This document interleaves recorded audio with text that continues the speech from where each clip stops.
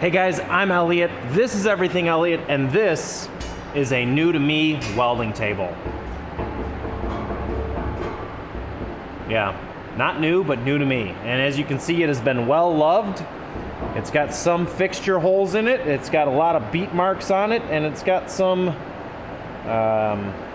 like beads from welding on it. So we're gonna see if we can get this thing cleaned up and ready to use. Now, it is not flat. This thing is old. It's been beat on its entire life, so I'm not expecting it to be flat.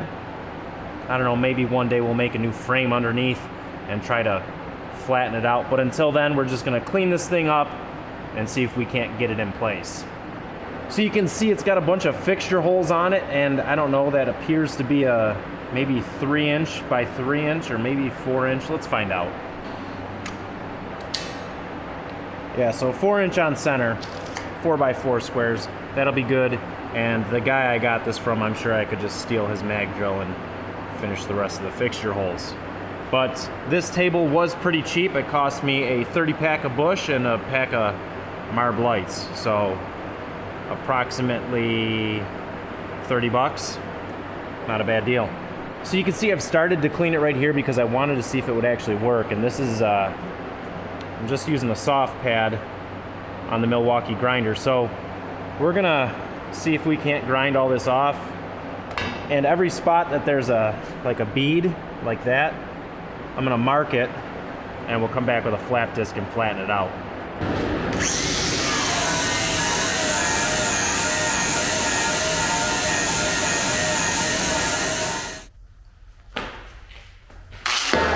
Whoa, thing's got some torque.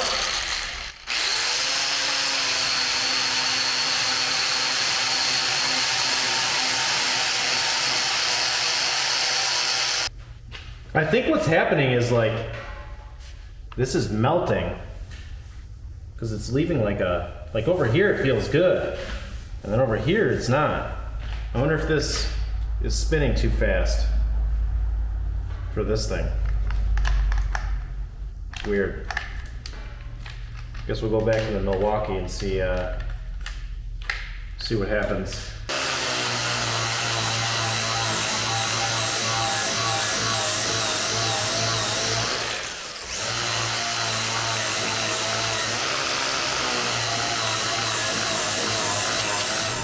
All right, new approach. We're gonna try this thing, see if this does any difference.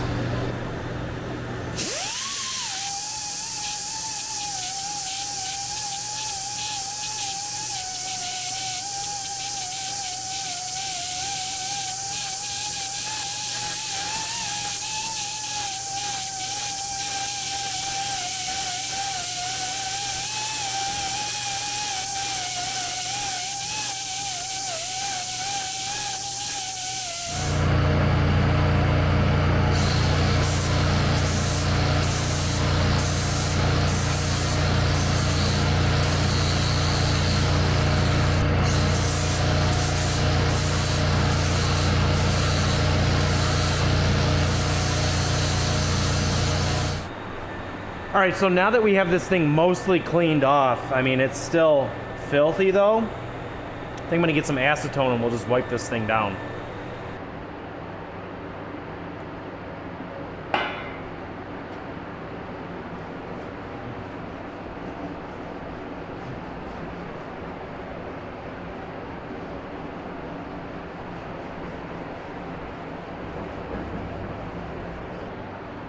All right, now it's clean.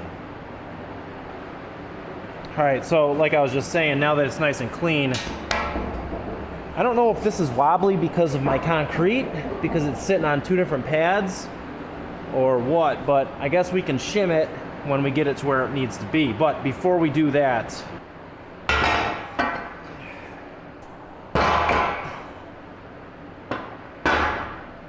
so these are two vices that I have. I bought them both at auction years ago and haven't touched them. This one is a Colombian number 4. And this one is an American, I don't know, it's got so much paint on it. Both of them are in working order. This one is definitely in better shape. The knurling is still on here. This is not. So I think we're gonna end up putting this one on. I think that's the move. We'll go put this one back into cold storage. I can use the fixture holes. That is super nice. Well, the nice thing about using these fixture holes is it won't be permanent. So I think I'm gonna mount it right here for right now, and we'll go from there. Let me go find some bolts.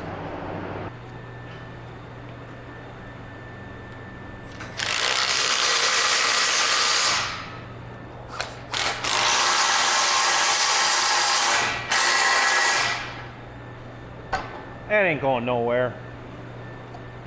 Now you might be asking yourself, Elliott, why did you mount it like off to the side like this? Well, once we get this thing in place, you'll understand. Now this is where it's going. So I've got a vise on here already. I've got my angle grinder on here, which I need to figure out what I'm gonna be doing with.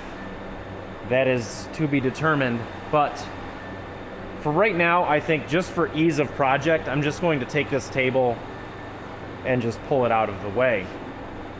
I'll deal with it later tonight when I have some time to organize and get rid of all this stuff. And it is heavier than I thought.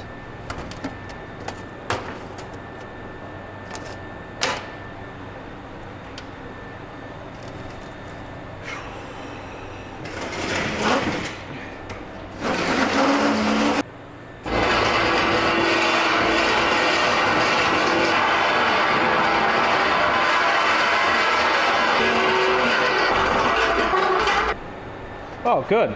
So now that we're in place, there's no wobble to this table anymore. So it must have just been that pad that we were sitting on over there. So now do you see why I put the vise on this side here? Because I could still use the vise over here. And I've got plenty of workspace over here. This is exciting. I've wanted a welding table for a long time, and for a $30 investment, I can't really beat it. I think there might be some changes I make in the future of this thing. Like, for example, the way the gentleman had this thing, I say gentleman, I should use that term loosely. I bought it from my buddy Nick. He helped me pull the Cummins out, gentleman. What am I using that word for? He had it spun the other way, so that's why these bars are in this way. His vise was over there in that corner. So it made sense. But if I was going to sit down and do a lot of fabrication, I wouldn't want these bars in here. So we might readdress this thing and even try to flatten it out. But there is one thing we need to do so this thing just doesn't sit here and rust, and that's going to be coat it with oil. Now there is a special like anti-splatter oil that you're supposed to buy for these to coat them with, so the like little beads don't stick to it, but I don't have any, and I don't want this to flash rust or just get really rusty from the moisture in the air. So we're just gonna throw some SuperTech 0W20 on it, just a little bit, just to moisten it up a little bit, you know. I don't think there's really much left in here, to be honest with you. Yeah, there's not.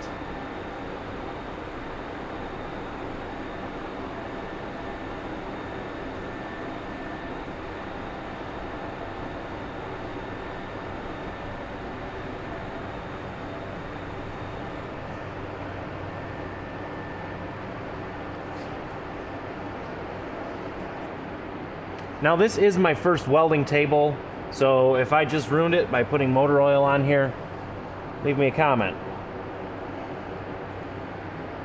All right guys, so that's it. The new welding table is here. It's in, it's coated with oil so it won't rust, and I'm excited to do my first project on it. I think I'm gonna spend the money and buy some fixtures because it does have the 5/8 hole in here. If I've got the holes, I might as well buy the fixtures to actually make life easy. I'm excited to start using this thing in the future and making modifications to it to make it better and more suited for what I need it for, because, well, I'm just a hobbyist. I'm not a professional welder, and but I would like to get better at welding, and this is step one, having a real welding table. So make sure you guys are subscribed and hit that like button while you're here. Until the next video, hope you guys have a great day.